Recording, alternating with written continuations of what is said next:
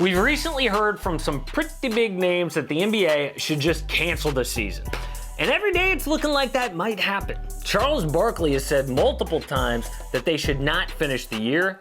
It's not safe for the players. It's not safe for your family. And we appreciate all what y'all do, but it's best that we don't play basketball this year. Shaq was the most recent ex-player to call for the NBA to close up shop in 2020.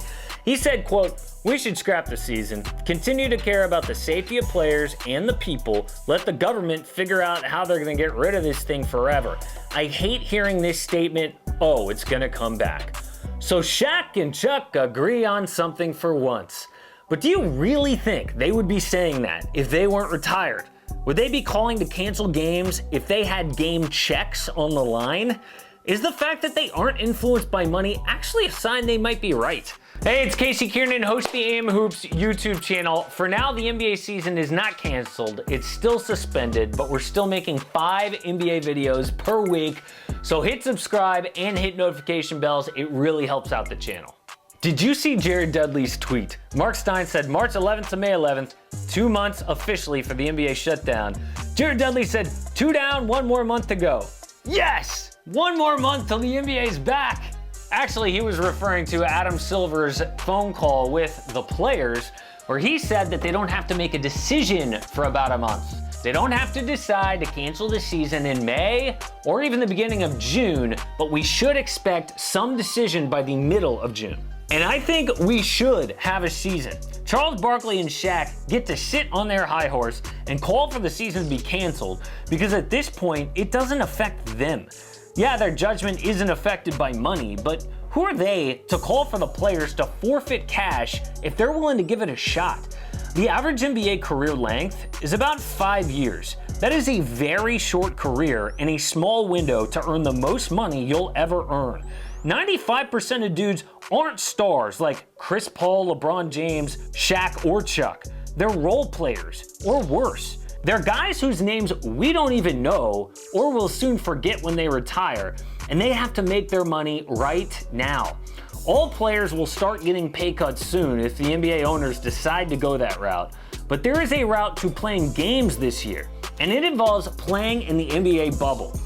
Adam Silver said on that conference call they're considering either Las Vegas or Orlando to play out games with no fans. He also said it's possible they won't play in front of fans all next year. I know Shaq wants to scrap the season until we figure this thing out, but figuring this thing out might be creating a vaccine, which at least is about 18 months away. So if he wants to wait until a vaccine is created, there wouldn't be any NBA basketball next year either. If there is a plan to get this thing going, they should go for it because this is going to be the reality for a while. But there is hope that the NBA won't have to cancel. Other sports around the world are starting back up. German soccer is playing soon. The English Premier League can open up in a few weeks. Golf is playing a tournament. Baseball is being played in other countries, and there's a plan to start the MLB season. Part of the plan for the NBA to play is with no fans. Shaq hates that idea too. He said, quote, "I would absolutely play horrible with no fans. Oh my God, I would be the worst center in NBA history because I need to feed off the energy of the crowd. I need to get my adrenaline boosted. You know how many games I won just by going into opponents' arenas and fans looking at me crazy? Every time I miss a free throw and they laugh, I would go, oh, you think that's funny? Watch this." I would definitely need that. Now that might be true for some players in today's game as well. We know that LeBron James hates the idea of playing with no fans, but playing with no fans will work. All you have to do is look back at the Dream Team in 1992. The practices that they had were better than the games. That's how much better that Olympic team was than their opponents at the time. Michael Jordan, Charles Barkley, and others say the practices were some of the most intense games they've ever played in. MJ got fired up. When Magic Johnson trash-talked him about being down a few points, Jordan took over and won the game. Being competitive doesn't come from fans in the building. It comes from inside. What about Jordan's pickup games on the Warner Brothers lot while shooting Space Jam? Guys who played in those games talk about how intense it was.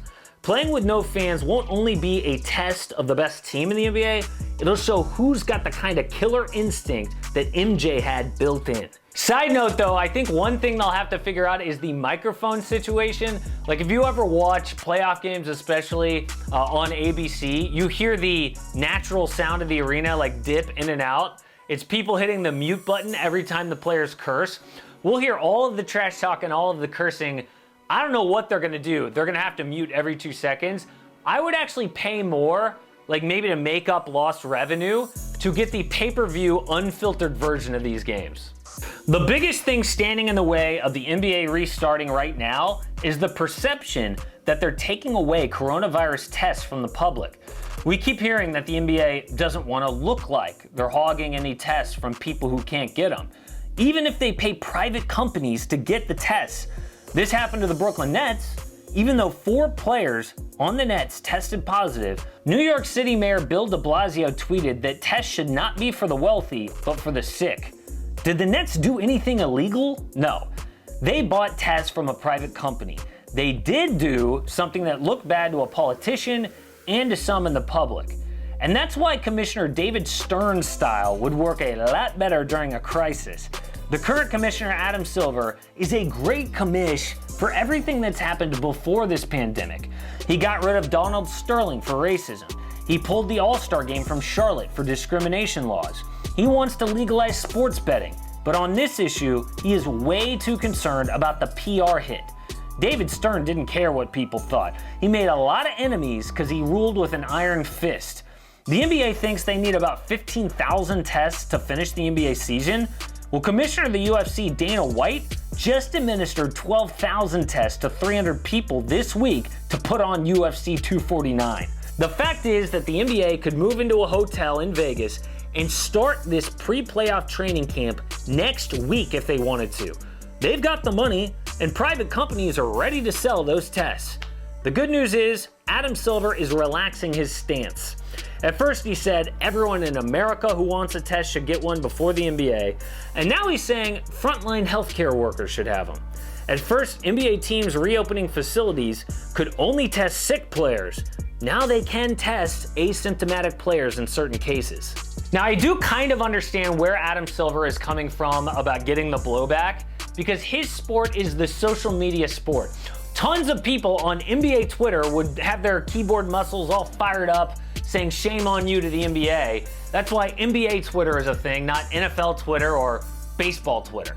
So what they should do is this. They should follow the lead of other leagues around the world, like tennis or German soccer. For every test the NBA takes, they should give back at least 5. Meaning if the NBA pays a private company to give them 15,000 tests, they pay for an additional 75,000 tests to go to the public. All those tests would not have existed if it wasn't for the NBA paying to have them made.